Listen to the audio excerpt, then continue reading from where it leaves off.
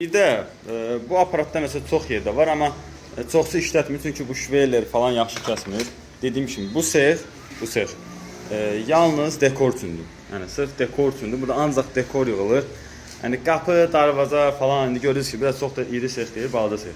Qapı, darvaza falan belə şeylər yığılmır. Bu aparat nə üçündür? Bu aparat o bir satizmolar kimi deyil. Yəni bu dəqiqlik üçündür. Bunun 90 dərəcəsi bu kəsdiyi kimi, bax görürsünüz dəmirdir. Dəmirdə kompresorla falan işləyir.